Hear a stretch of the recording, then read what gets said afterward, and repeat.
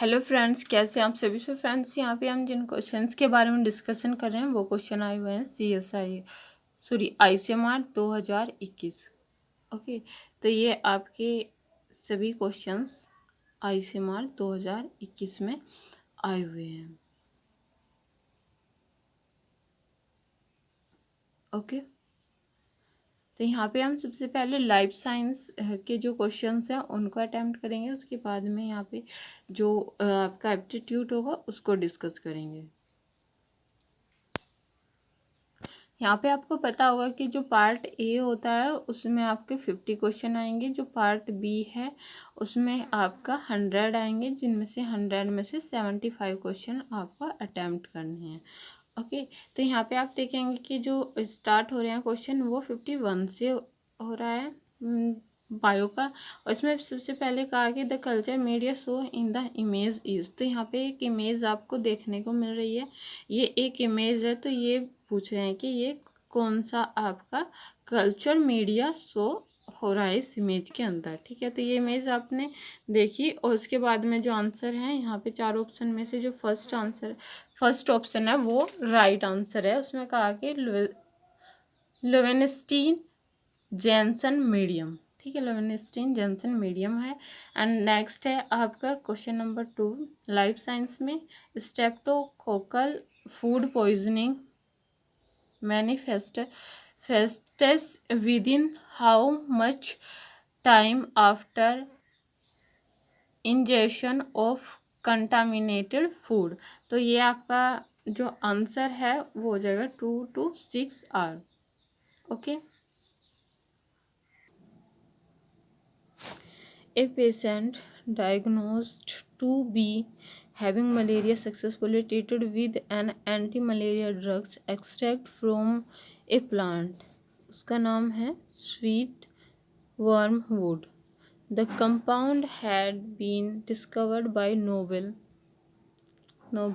laureate 2UU in 1972। Which compound are we taking about here? तो वो कौन सा होता है। ठीक है, तो यहाँ पे आपको पता होगा कि उसका नाम है आर्टिमिसनिन। ठीक है, आर्टिमिसनिन उसका नाम है। ठीक है, patient diagnose to be having malaria was successfully treated with an anti malaria drugs. Okay, and next question है question number 54 an organism isolated from a female patient having urinary।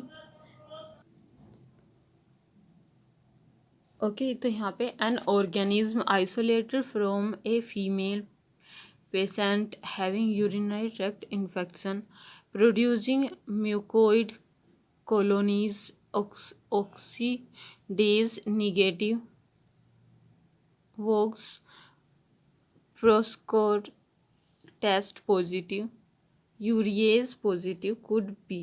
Answer हो जाएगा इसका क्लीबसेला पेन्यूनिमोनिया।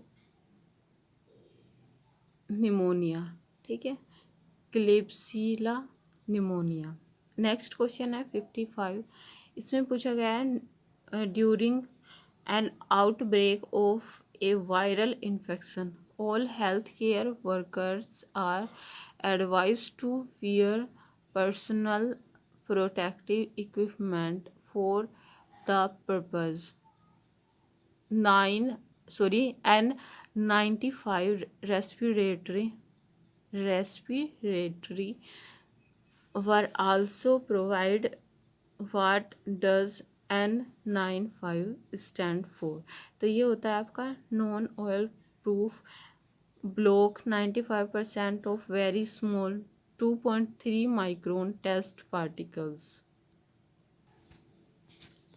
नेक्स्ट क्वेश्चन है which of the following is a selective oestrogen receptor modulator use in the treatment of oestrogen dependent breast cancer. तो ये कौन सा होता है आपका selective oestrogen receptor modulator use in treatment of oestrogen dependent breast cancer.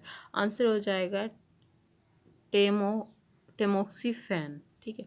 Next है aldosterone cause increase in potassium excretion.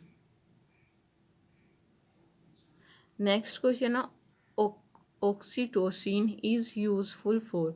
Oxytocin किसके लिए यूजफुल होता है, तो वो होता है आपका induction of labour.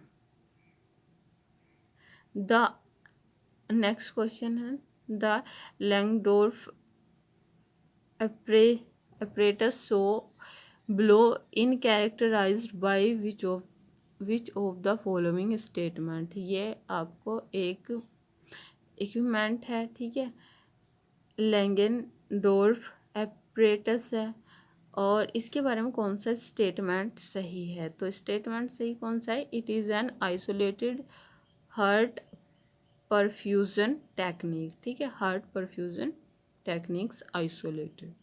Next question है 60 which of the following antidote poison combination is incorrect.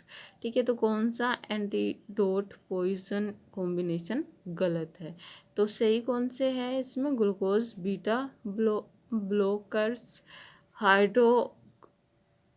हाइड्रोजो कोवेलेमाइन cyanide से, एंड आपका कैल्शियम क्लोराइड फ्लोराइड से, और जो नहीं है वो है आपका थर्ड ऑप्शन, और इसमें क्या कहा है, ग्लूकोज इथिलीन ग्लाइकोल, तो ये आपका गलत है थर्ड ऑप्शन, और यही आपका सही हो जाएगा, four antidote poison combination is incorrect. ठीक है, नेक्स्ट क्वेश्चन है which of the following correct regarding surfactant of the lungs. ठीक है, तो सर्फेक्टेंट ऑफ द लंग्स के लिए सही स्टेटमेंट है produce by the type second pneumocytes. Okay, next question है which of the following is a muscle involved in normal inspiration. Answer हो जाएगा एक्सटर्नल इंटरकोस्टल मसल्स। ठीक है, नेक्स्ट क्वेश्चन है which of the following region of eye has the greatest concentration of cones. Answer हो जाएगा phobia. ठीक है, answer क्या हो जाएगा, फोबिया। नेक्स्ट है which of the following disease is not cause by fungi. Fungi के द्वारा कौन सी डिजीज है जो कोज नहीं हो रही, जो नहीं होती, तो आंसर क्या हो जाएगा, मेलिओइडोसिस। ठीक है, तो बाकी ये सब हैं जैसे histoplasmosis, pneumocystis, pneumonia and rhinosporidiosis. ठीक है, तो जो नहीं है not cause by fungi, answer हो जाएगा मेलिओडोसिस।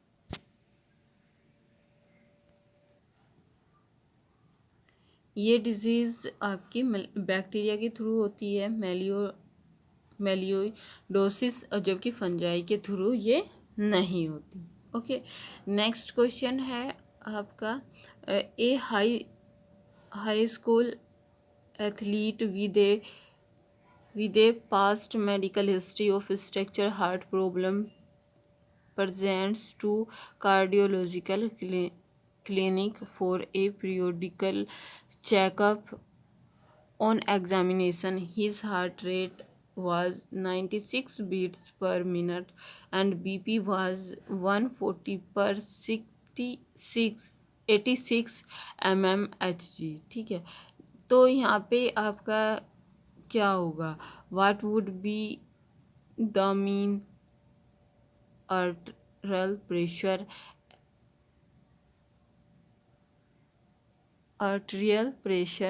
MAP इन दिस पेशेंट, तो आंसर हो जाएगा 104 mmHg।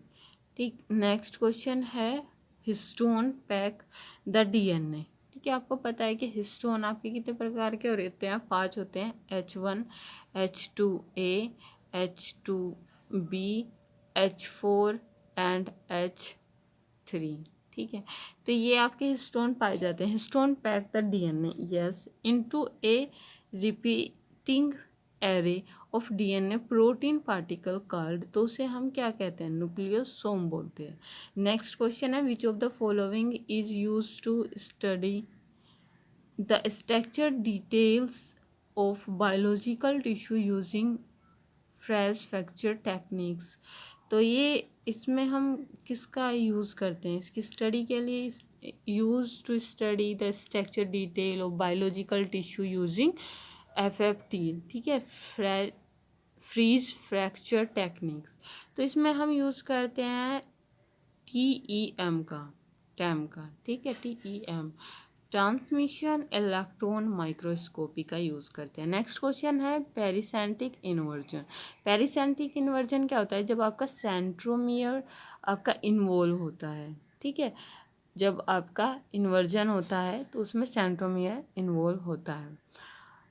Pericentric inversion is a type of chromosome mutation in which inversion of a chromosome segment that include centromere, ठीक है। तो अभी यहाँ पे हमने क्या कहा था कि आपका इस तरह से आपका क्रोमोसोम दिया हुआ है, एक ये है, तो इधर आपका जीन था ABC, इधर आपका है DEF, ओके। तो यहाँ पे जो वो हो रहा है इन्वर्जन, वो इनके बीच में हो रहा है, BC और D के बीच में, यहाँ पे आपका सेंट्रोमियर दिया हुआ है। अब ये जब इन्वर्जन हो जाएगा तो ये किस तरह से चेंज हो जाएगा, इधर आपका DC एंड B, ठीक, और आपका सेंट्रोमियर यहाँ पे होगी।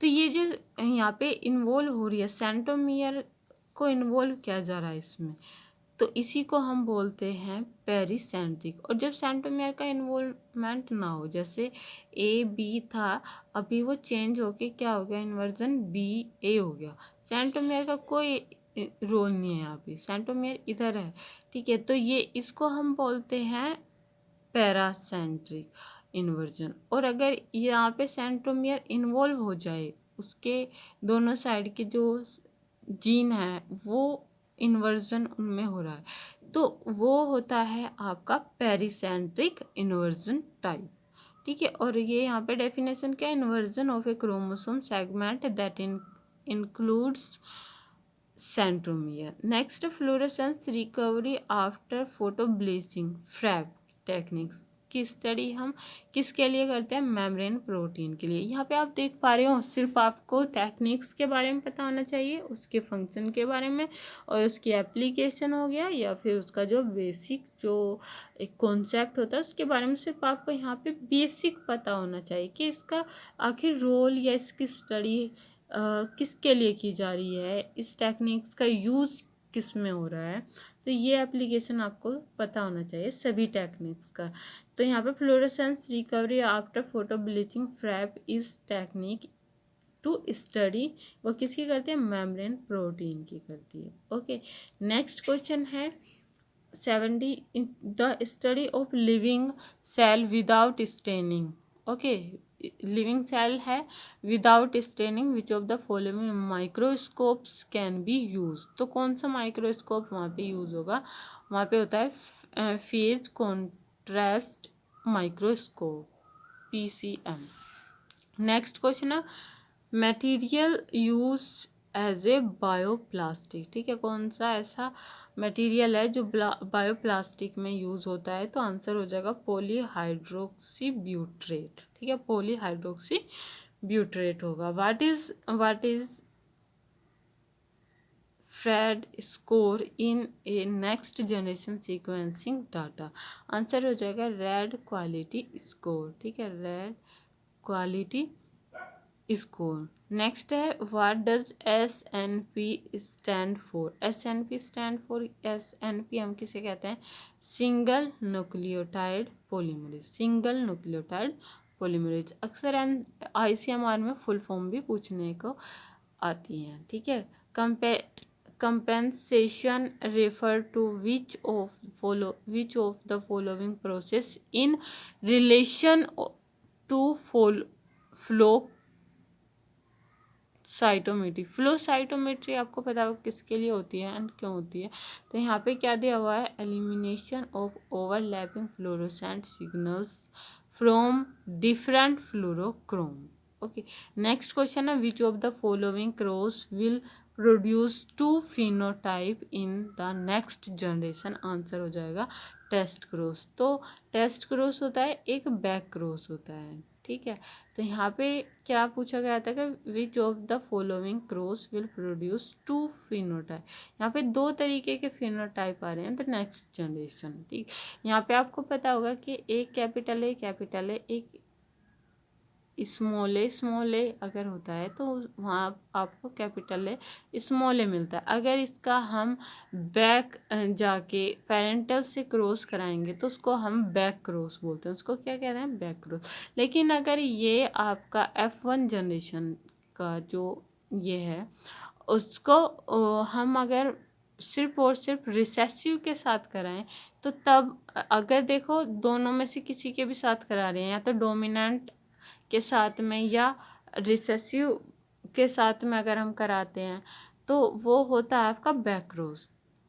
सेल्फ जो आपका F1 जनरेशन का इंडिविजुअल था उसको बैक जाके हम किसी भी पेरेंट के साथ में कर रहे हैं डोमिनेंट या रिसेसिव तो वो होता है बैक क्रॉस। लेकिन अगर हम सिर्फ और सिर्फ आपका बैक जाके सिर्फ रिसेसिव के साथ में करें तो उसे हम बोलते हैं बैक क्रॉस में जाके जब रिसेसिव के साथ कर रहे हैं तो उसको बोलते हैं टेस्ट क्रॉस, ठीक है।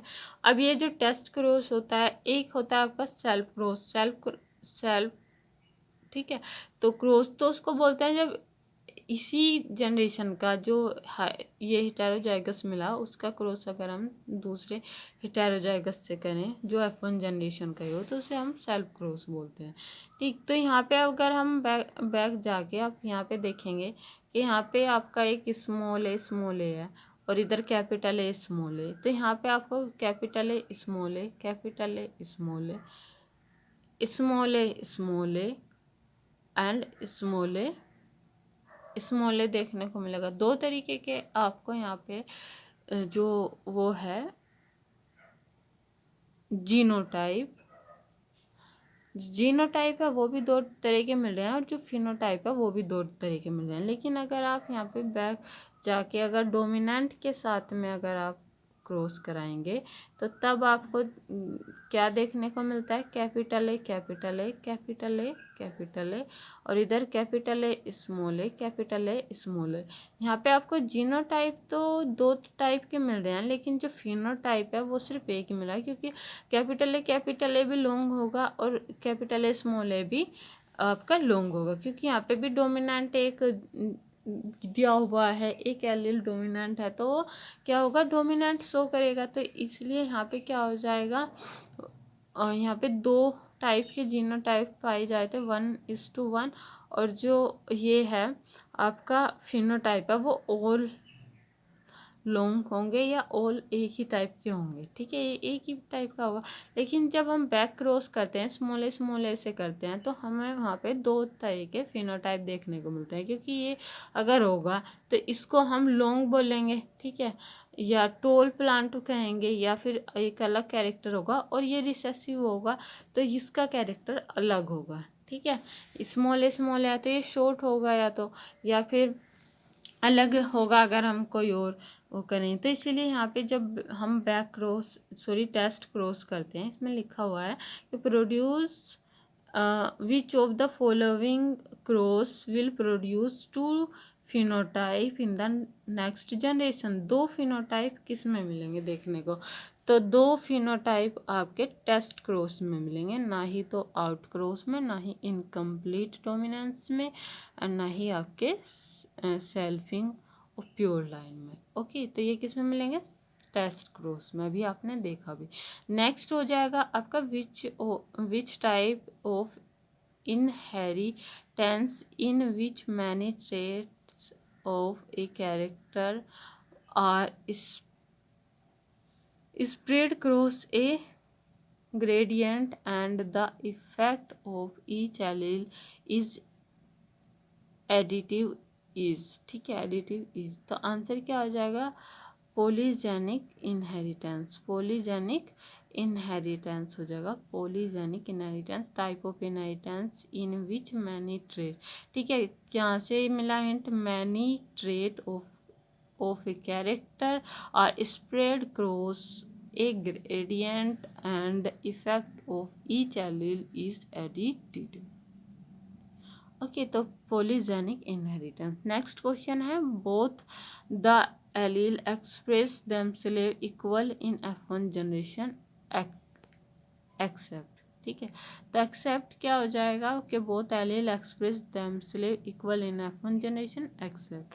तो roan AB sickle cell anaemia ये सभी के सभी इस तरह से एक्सप्रेस होंगे, both allele express themselves equally in F1 generation. आपने देखा होगा कि यहाँ पे आपका A एंड B जब ब्लड ग्रुप A B दिया हुआ है तो वहाँ पे A भी एक्सप्रेस हो रहा है, B भी एक्सप्रेस हो रहा है। रोहन कैटल ऐसे होते हैं जैसे आपने देखा होगा कि आपका एक ब्लैक काऊ थी, एक आपका वाइट काऊ थी, तो जब उनसे आपका नेक्स्ट जनरेशन में F1 जनरेशन में जो ऑफस्प्रिंग प्रोड्यूस हुए, जो उनके चाइल्ड थे, वो उनके अंदर दोनों कलर देखने को मिले थे। ठीक है, वो क्या थे, वाइट भी प्रेजेंट था और वहाँ पे ब्लैक भी प्रेजेंट था। तो तब या फिर आपने डॉग भी देखे होंगे, ऐसे वाइट के भी पैचेस होते हैं एंड ब्लैक के भी। ठीक है, कुछ धब्बे वहाँ पे वाइट के होते हैं, कुछ ब्लैक के होते हैं, तो उसको उस कलर को इस तरह के कॉम्बिनेशन को हम रोयन कैटल्स बोलते हैं। और ए बी में भी आपने देखा कि ए एंड बी दोनों ही आपके एक्सप्रेस होते हैं, ऐसी सिकल सेल एनीमिया में होता है। ठीक है, तो यहाँ पे आपका जो नहीं है जनरेशन एक्सेप्ट, तो वो है एंटीरेनियम मेजर्स। ठीक है, नेक्स्ट क्वेश्चन क्या हो जाएगा, द क्रॉस। यहाँ पे अगर आप क्रॉस करें capital A small A, capital B small C का क्रॉस आपने small A capital B capital C small C से कराया, तो what is the probability of offspring of. तो यहाँ पे small A capital B small C की जो प्रोबेबिलिटी है वो कितनी होगी। तो यहाँ पे आपने देखा कि जो हेटेरोजाइगस है वो दो नहीं, वो सिर्फ एक ही है। ठीक है, और यहाँ पे आप देखेंगे कि जो इनका जो प्रोबेबिलिटी ऑफ एन ऑफस्प्रिंग निकल के आएगा वो 1/8 होगा।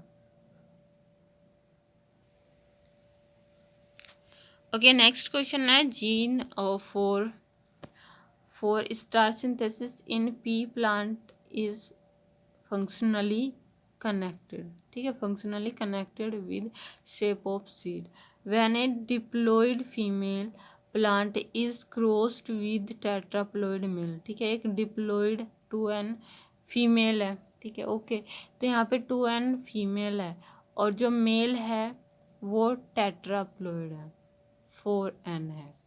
अब आपको पता होगा कि यहाँ पे जो फीमेल प्लांट है उसके अंदर आपका एक एग सेल होगी, एग सेल आपकी हैप्लॉइड होगी, लेकिन पोलर न्यूक्लियस वहाँ पे वो 2n होते हैं। ठीक है, वो क्या होते हैं, वो आपके 2n होंगे। अब इधर जो आपका मेल है 4n पहले से टेट्राप्लॉइड है, अब मेल हो जाएगा हैप्लॉइड। ठीक है, तो यहाँ पे आपका 4n का हाफ क्या होगा, 4n का हाफ होगा 2n, एक होगा 2n + 2n होगा। ठीक है, तो एक 2n आपका आपके एग के साथ में फ्यूज हो जाएगा, एक 2n आपका जो है इसके साथ में फ्यूज होगा, एग सेल के साथ में फ्यूज होगा। तो जो ये आपका 2n + 2n आपका हो जाएगा टेट्राप्लॉइड। ठीक है, तो इस तरह से आंसर निकल जाएगा, टेट्राप्लॉइड आंसर निकल जाएगा। अगर आपको डबल फर्टिलाइजेशन के बारे में पता हो, अगर आपको फर्टिलाइजेशन के बारे में पता हो, तो आपको ये पता होगा कि किस तरह से निकल जाएगा आंसर। ठीक है, ओके, नेक्स्ट अगर हम यहाँ पे बात करें कि नेक्स्ट क्वेश्चन की out of 7 contrasting pair of characters studied by Mendel in pea plant, how many had color based contrasting trait। तो आंसर हो जाएगा 3। नेक्स्ट क्वेश्चन है which of the following is called Sewall Wright effect, तो answer है genetic drift से answer हर बार आ रहे हैं। Bone is connected to muscles with the help, किसकी हेल्प से बोन जो है कनेक्ट होती है मसल्स से, तो आंसर क्या हो जाएगा टेंड्रोन। नेक्स्ट क्वेश्चन है 84। A 5-year old female patient was brought to the OPD by her mother. The chief complaints of speech impairment, a small head size, and problem in movement and balance anorexia. She also finds baby's behavior as unique in form of frequent laughter, hyperactivity, and short attention span. On genetic analysis, deletion in the maternal chromosome 15 was found. Which of the following can present in which symptoms? Answer हो जाएगा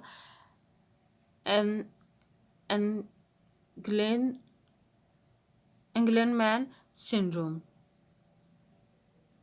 Engelmann syndrome is right answer. Next हो जाएगा बुर्किट्स lymphoma. बुर्किट्स lymphoma आपको पता होगा किसकी वजह से होता है, तो ओकर ड्यू टू ट्रांसलोकेशन हो। तो जब 8 क्रोमोसोम पे ट्रांसलोकेशन होता है तो वो बुर्किट्स लिम्फोमा होता है वहाँ पे।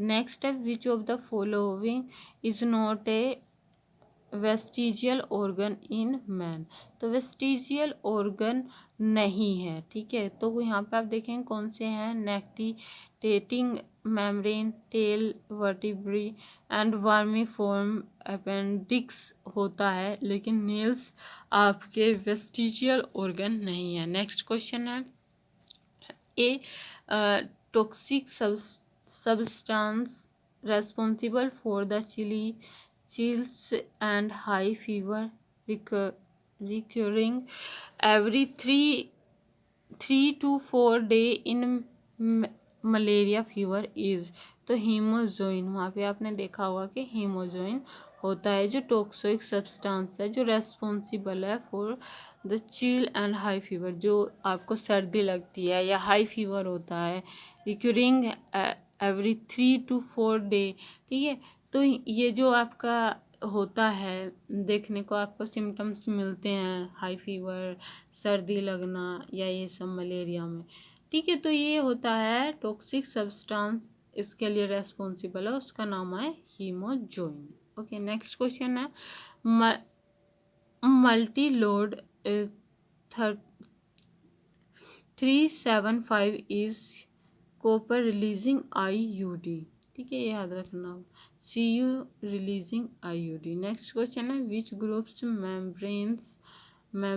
members have some chromosomal set and protoplasm, answer हो जाएगा secondary oocyte and ovum। The which group members have same chromosome set and protosome, तो ये सेकेंडरी oocyte एंड ओवम होगा।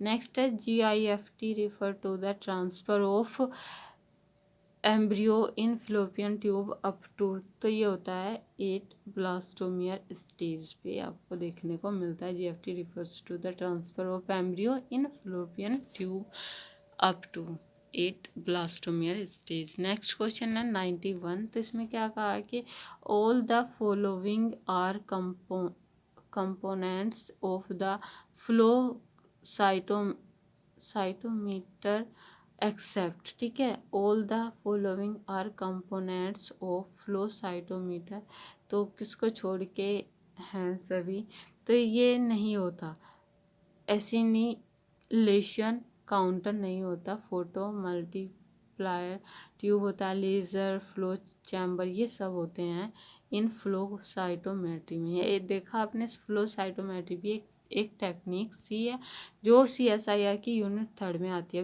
Next question 92 which of the following forms left handed helix आपको पता होगा। Left handed helix कौन सा है, ये बच्चों वाला क्वेश्चन है। तो लेफ्ट हैंडेड हेलिक्स आपका ZDNA होता है। B&A आपका राइट हैंडेड हेलिक्स होते हैं। नेक्स्ट है restriction endonuclease are very important enzyme used in genetic engineering. They are used for cutting double standard DNA। ठीक है, तो हम किसका यूज़ के लिए करते हैं, कटिंग डबल स्टैंडर्ड DNA के लिए करते हैं। If a haemophilic man marries a carry women, ठीक है, एक हीमोफिलिक मेल है जिसकी मैरिज हुई है कैरियर वुमेन के साथ, ठीक है, एक कैरियर वुमेन के साथ में उसकी शादी हो गई, एक हीमोफिलिक मैन की, ठीक है, XY था जो हीमोफिलिक था और उसकी एक कैरियर फीमेल के साथ में शादी हो गई, ठीक है। Which of the following hold true for this progenies, तो उनकी प्रोजेनी में क्या देखने को मिलेगा, तो ये आपने देखा कि यहाँ पे सही क्रोमोसोम है तो इसका क्रॉस जब हम XY, तो ये भी आपका कैरियर होगी, फिर इसके साथ कराया तो ये बिल्कुल नॉर्मल होगा, फिर जब इसके साथ इसका कराया तो ये हीमोफिलिक होगी, ठीक है, ये जो फीमेल है वो हीमोफिलिक होगी टोटली, ओके, दोनों उस पर पाया जा रहा है।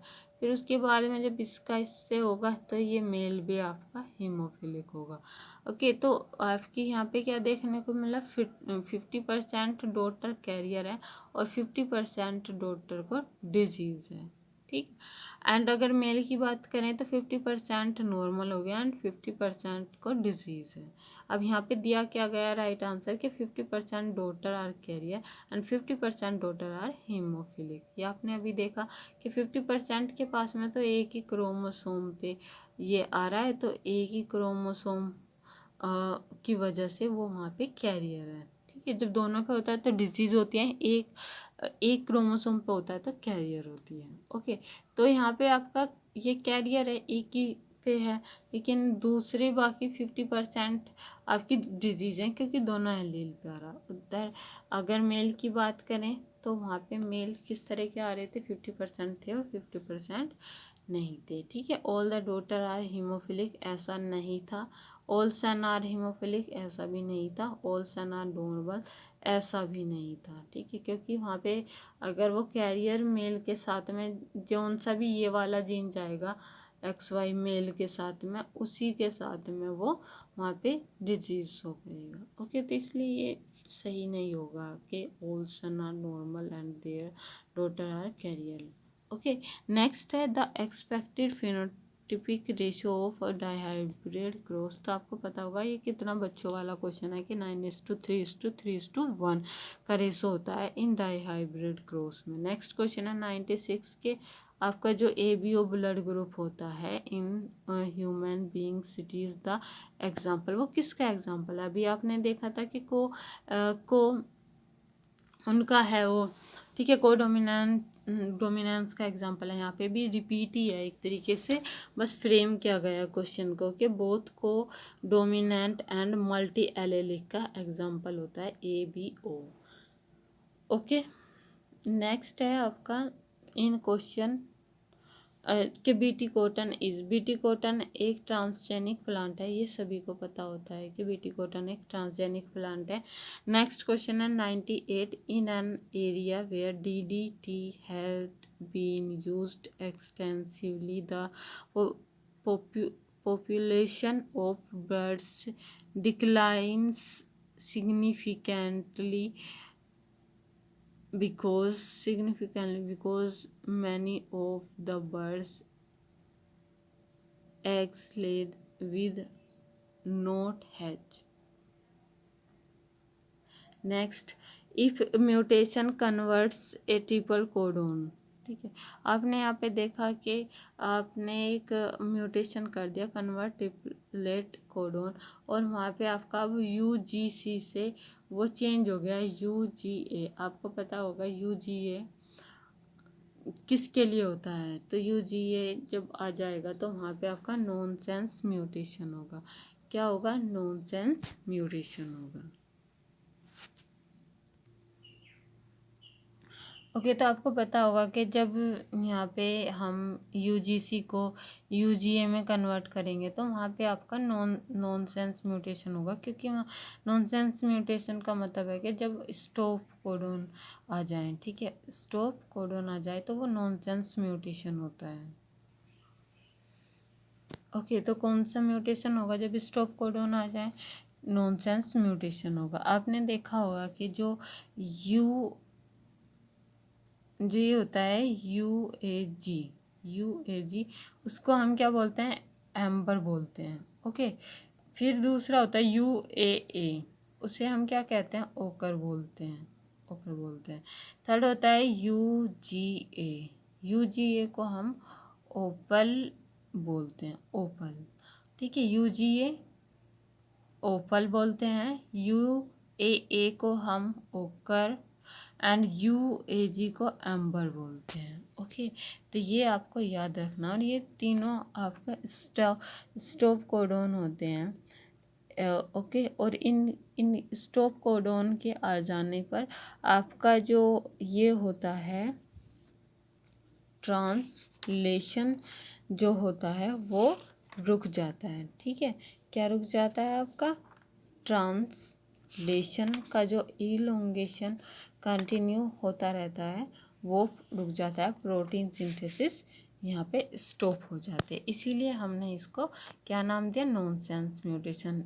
फ्रेम शिफ्ट म्यूटेशन कब होता है? डिलीशन या एडिशन हुआ हो, जब एक या दो न्यूक्लियोटाइड में डिलीशन या एडिशन होता है तो तब पूरा फ्रेम शिफ्ट चेंज हो जाता है, पूरा अमीनो एसिड का जो सीक्वेंस है वो चेंज होती है। डिलीशन म्यूटेशन आपने देखा, मिससेंस, जिसकी कोई सेंस ना बनी हो, मतलब मिससेंस का क्या मतलब होता है?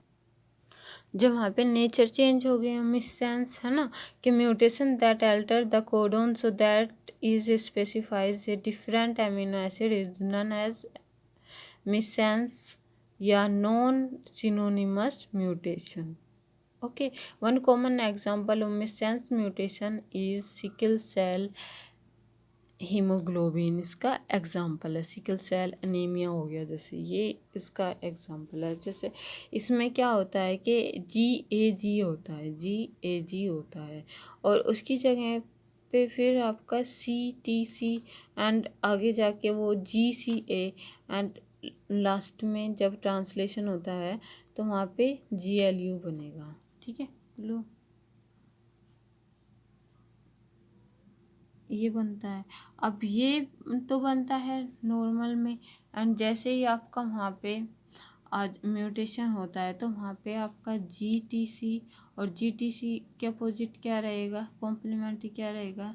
CAC, और जब वो ट्रांसक्रिप्शन होगा तो वहाँ पे GUG बनेगा, और जब इसका ट्रांसलेशन होगा तो वहाँ पे बनता है आपका वैलीन, और वैलीन क्या कर देगा? Defective beta chain of haemoglobin S, और इसकी वजह से आपका होता है सिकल सेल हीमोग्लोबिन। ओके, तो आपको ये पता होना चाहिए कि नॉनसेंस म्यूटेशन क्या है, मिससेंस म्यूटेशन क्या है, फ्रेम शिफ्ट म्यूटेशन क्या है, डिलीशन, डुप्लीकेशन, ये सभी क्या होते हैं, ठीक है। इसके अलावा ओकर एम्बर, इनके बारे में भी आपको पता होना चाहिए। False about TATA box is, तो टाटा बॉक्स क्या है? यहाँ पे क्या लिखा कि ये सीक्वेंस होती है हैज़ TAA सीक्वेंस होती है, yes, and aligns RNA polymerase at proper site, yes, mostly 7 to 8 base pair का सीक्वेंस होता है, यस, लेकिन जो यहाँ पे फॉल्स है, गलत है, lies 10 base pair upstream the start point, ये नहीं होता, ठीक है। नेक्स्ट है कि during complete metabolism of glucose the number of ATP formed is, तो आंसर क्या हो जाएगा? 36 होता है, ठीक है। कि एक कंप्लीट 36 होता है। एक कंप्लीट मेटाबॉलिज्म ऑफ ग्लूकोज, एक ग्लूकोज का कंप्लीट मेटाबॉलिज्म करने पे कितना ATP, number of ATP formed होते हैं, तो वो 36 होते हैं। वैसे सभी के लिए 30 या 32 होता है। ठीक, नेक्स्ट है आपका vitamin B12 deficiency can be diagnosed bye urinary extract. हमने लास्ट वीडियो में कुछ विटामिन डेफिशिएंसी की वजह से होने वाले डिजीज़ के बारे में बताया था, एंड इसमें आपका दिया हुआ है B12 डेफिशिएंसी की वजह से क्या होता है, तो मिथाइल मेलोनेट वहाँ पे आपको देखने को मिलेगा। ठीक है, नेक्स्ट क्वेश्चन है which of the following enzyme participates in both the citric acid cycle and ETC electron transport chain. तो ये आंसर क्या हो जाएगा, बोथ में enzyme participate in both TC citric acid cycle and electron transport chain में। तो succinate dehydrogenase is right answer. Bilirubin in serum called the measured by Vandenberg reaction. Vandenberg reaction. A positive Benedict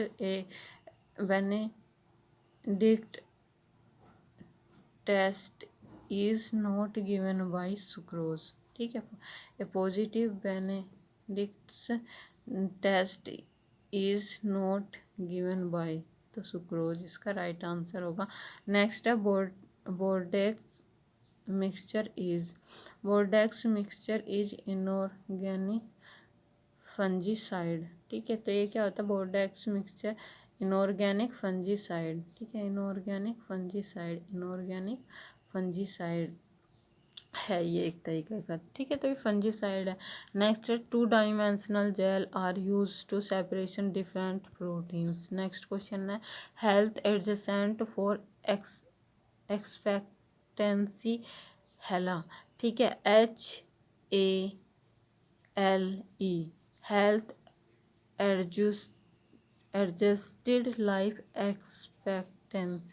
expectancy तो इसका score का मतलब जो refers to तो the equivalent number of years in full health that a new born can expect to live based on current rate of ill health and mortality is right answer. Next है the weight of the baby become 5 times the birth weight by the age of, कि जब जो baby का weight है become 5 times of the weight birth weight of the age, तो वो as कौन सी होगी, वो होगी 3 ईयर एज होगी जब बेबी का वेट 5 टाइम्स होगा। ठीक है, the weight of the baby become 5 times the birth weight by the age of 3 year, 3 साल का बच्चा होगा वो। ठीक है, which of the following laboratory value should a nurse expect to be elevated in a child who has pancreatitis. Answer हो जाएगा serum amylase. ठीक है, नेक्स्ट क्वेश्चन है कि an infant in to receive 28 mg of phenobarbital luminal orally per day divided into 2 equal doses for seizure control. The medication is dispensed as 20 mg per 5 ml. How many milliliter should the nurse administer for each dose? ये हो जाएगा 3.5। ठीक है, next है exclusive breast feeding is recommended for about 6 month. तो हम यहाँ पे जो ब्रेस्ट फीडिंग करते हैं वो कब तक रिकमेंड की जाती है, तो 6 मंथ के लिए वो एक्सक्लूसिव होती है। नेक्स्ट है RNA interference, RNAi RNA interference and post post transcriptional gene silencing. ठीक है, नेक्स्ट भी जब कल वीडियो जो थी उसमें यहाँ पे जीन साइलेंसिंग था। ठीक है, कि RNAi का जो फंक्शन होता है क्या वो क्या कर रहे हैं, तो वो करते हैं पोस्ट ट्रांसक्रिप्शनल जीन साइलेंसिंग, जिसे हम बोलते हैं PTGS। ओके, तो is a conserved biological response. इस तरह का क्वेश्चन एक कल भी आया, हमने किया था। ठीक है, उसमें कुछ मिस्टेक हो गई थी, तो आई होप कि आपको अभी क्लियर हो गया होगा। ठीक, तो इसमें क्या होता है, डबल स्टैंड RNA होता है। क्या होता है, डबल स्टैंडर्ड RNA होता है। आपको ये क्लियर होना चाहिए, वहाँ पे DNA नहीं होता है, ना ही DNA RNA हाइब्रिड होता है, ना ही आपका सिंगल स्टैंडर्ड DNA होता है, ना सिंगल स्टैंडर्ड RNA होता है। वहाँ पे जो होता है वो होता है डबल स्टैंडर्ड RNA। ओके, किस में यूज होता है ये, RNA इंटरफेरेंस, जिसे RNAi बोलते हैं, और पोस्ट ट्रांसक्रिप्शनल जीन साइलेंसिंग, जिसे हम PTGS, is a conserved biological response. ठीक है, तो उसमें डबल स्टैंडर्ड RNA का यूज होता है। ओके, तो आपने देखा होगा कि एक डबल स्टैंडर्ड RNA होता है। ठीक है, RNA होता है। अब ये डबल स्टैंडर्ड RNA क्या करता है, इस पर सबसे पहले आके बाइंड होता है डाइसर। डाइसर किस लिए होता है, ताकि ये जो आपका blunt ended double standard RNA है वो स्टिकी में कन्वर्ट हो जाए। अब जब ये स्टिकी में कन्वर्ट हो जाता है, तो अब इस पे यहाँ पे इसको बोलते हैं siRNA डुप्लेक्स। ठीक है, इसको हमने क्या कहा, siRNA डुप्लेक्स बोलते हैं, RNA डुप्लेक्स बोलते हैं। और इसमें से एक आपका बिहेव करेगा गाइड RNA के लिए, गाइड स्टैंड की तरह बिहेव करेगा। दूसरा आपका पैसेंजर स्टैंड की तरह बिहेव करेगा। अब ये जो आपका SI डुप्लेक्स है वो जाएगा, उस पे आके बाइंड हो जाएगा रिस। ठीक है, अब इस पे क्या आके बाइंड हो जाएगा, रिस बाइंड हो जाएगा। अब इस पे जो रिस आके बाइंड हुआ है वो क्या है, लोडिंग कॉम्प्लेक्स है, रिस loading complex, RNA induced silencing complex. इसको हम क्या बोलते हैं, RNA इंड्यूस्ड साइलेंसिंग कॉम्प्लेक्स बोलते हैं।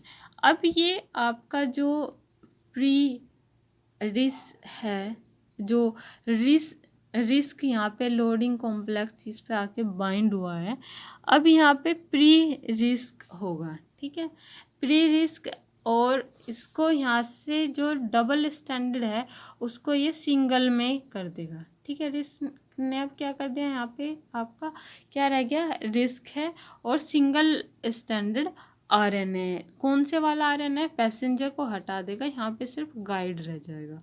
अब गाइड रहने के बाद में ये अब यहाँ पे आगे प्रोसेस के लिए जाएगा, और आगे प्रोसेस का मतलब क्या होगा कि जो आपका ये सिंगल स्टैंडर्ड गाइड स्टैंड है जिसे हम बोल रहे हैं, और रिस्क है, वो जाके टारगेट क्लीवेज करेंगे। ठीक है, क्या करेंगे, वो यहाँ पे टारगेट क्लीवेज करेंगे, क्योंकि ये सिंगल हो गया, सिंगल स्टैंड RNA है, और जो भी आपका इसके कॉम्प्लीमेंट्री यहाँ पे आके इसके साथ में बाइंड हो जाएगा, उसी को ये अब कट कर देगा। ठीक है, कट करने के बाद में यहाँ पे अब इसके फ्रैगमेंट हो जाएंगे, और अब ये जो फ्रैगमेंट हो जाते हैं उसके, या तो वो डिग्रेड हो जाता है, या फिर यही अब आगे जाके वापस से RNAi की तरह दोबारा से परफॉर्म करता है। ठीक है, तो इस तरह से ये एक मैकेनिज्म चलती है, और ये यहाँ पे गाइड स्टैंड रिस्क आपका टारगेट क्लीवेज करते हैं, उसको कट करवाते हैं। ठीक है, तो ये इस तरह से होता है। ये तो होता है siRNA में। अगर miRNA की बात करें तो वो आपका पहले न्यूक्लियस के अंदर होता है, न्यूक्लियस के अंदर पहले बनता है वहाँ पे प्री miRNA। ठीक है, प्री miRNA न्यूक्लियर पोर से बाहर आते हैं, और बाहर आने के बाद में ये वहाँ पे जो है उसमें क्या होता है कि जब प्री mRNA से प्राई mRNA से प्री mRNA बनता है तो वहाँ पे डोरसा का यूज़ होता है। किसका यूज़ होता है? पहले ये किस में होता है? प्री mRNA में, ठीक है। उसके बाद में ये आता है प्री mRNA में। तो ये इसमें कन्वर्ट होने के लिए यहाँ पे डोरसा का यूज़ होता है। किसका यूज़ होता है? DROSHA, डोरसा का यूज़ होता है। फिर ये जब इसमें कन्वर्ट हो जाता है तो ये न्यूक्लियस से बाहर आ जाता है। बाहर आने के बाद में अब सेम प्रोसेस ऐसी ही रहेगी जैसी आपकी siRNA की थी, ठीक है। अब इस पे यहाँ पे पहले डाइसर आके बाइंड होता है। डाइसर इसको स्टिकी एंड प्रोवाइड करवाता है। स्टिकी एंड के बाद में अब इस पे प्री रिस्क जो mRNA, अब ये कॉम्प्लेक्स कौन सा बन जाता है? mRNA कॉम्प्लेक्स बनता है। अब इस पे आके बाइंड हो जाता है आपका रिस्क, ठीक है। रिस्क इसको क्या किस में कर जो RISH,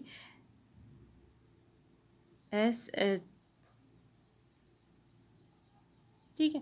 तो जो यहाँ पे रिस होता है वो इसको फिर बाद में कन्वर्ट कर देता है सिंगल में, और रिस इसके साथ में होता है। और इसके बाद में ये अब mRNA inhibition of translation of target mRNA करता है। उस पर जाके इनहिबिशन शो करवा देता है, वहाँ पे ट्रांसलेशन नहीं होने देता, ठीक है। तो वहाँ पे भी क्या होगा? फाइनल प्रोसेस रुक जाएगी, कंटिन्यू नहीं होगी। रुकने के बाद में वही है, वो अपना प्रॉपर फंक्शन नहीं करेगा फॉरेन DNA या RNA, ठीक है, फॉरेन RNA। तो ये इस तरह से प्रोसेस रुकती है। तो यहाँ पे जो आपने देखा कि वो डबल स्टैंडर्ड RNA होता है जो आगे जाके सिंगल स्टैंडर्ड में बदलता है, ठीक। तो ये आपको याद रखना है। नेक्स्ट क्वेश्चन है, data basis such as CATH and SCOP are used to identify the structural family to which a protein belongs, ठीक है। नेक्स्ट क्वेश्चन है, two sequence are said to be homologous if they have diverged from a common ancestor. Next question है, what is the function of chaperones? आपको पता होगा protein folding में होता है। द कलर ऑफ अर्थवर्म किस तरह का होता है? तो वो पोरफायरिन कलर होता है अर्थवर्म का, ठीक है। Which of the following amino acid does not have an aromatic? तो आपको पता होगा कि एरोमेटिक रिंग किस में नहीं पाई जाती? प्रोलीन में। बाकी किस में होती है? Wife, WYF। तो ये tryptophan, tyrosine and phenyl alanine and histidine में आपका होता है। मिडोजोल रिंग देखने को मिलती है वहाँ पे भी, ठीक है। उसके बाद में बाकी आपका जो first clinical application of gene therapy over a 4 year old girl, तो वो क्या है? Adenosine deaminase deficiency. Next question है, computational methodology that tries to find the best matching between two molecules, a receptor and ligand is called molecular docking. इसे हम क्या कहते हैं? computational methodology that tries to find the best mating between two molecules, a receptor and ligand is called molecular docking. उसे हम कहते हैं molecular docking. The dual resistance vector is PBR 322 is right answer. Next question है, radioactive decay of the nucleus emits which of the following electromagnetic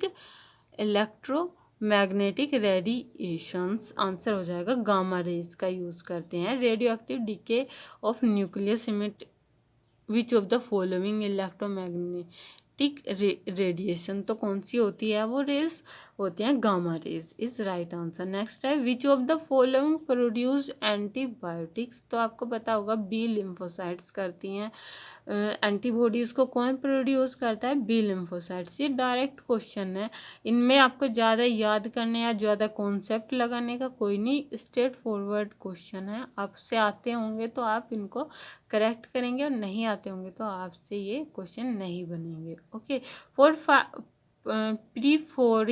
प्रीफोरिन lined pores in target cell are developed by natural killer cell is right answer। next question है कि which type of immunity is developed after exposure to pathogens, तो ये हो जाएगा natural active acquired immunity। next question है which the infectious stage of Plasmodium, आपको पता होना चाहिए कि infectious stage of Plasmodium that enters the human body, वो कौन सी इन्फेक्शियस स्टेज है जो प्लाज्मोडियम की जो ह्यूमन्स के अंदर एंटर करती है। ठीक है, तो जब ह्यूमन्स के अंदर प्लाज्मोडियम आता है तो वो कौन सी स्टेज होती है, कौन सी फॉर्म होती है उसकी, स्पोरोजोइट्स होती है। ओके, नेक्स्ट क्वेश्चन है वैक्सीन से, तो यहाँ पे आपने देखा मलेरिया हो गया, प्लाज्मोडियम हो गया,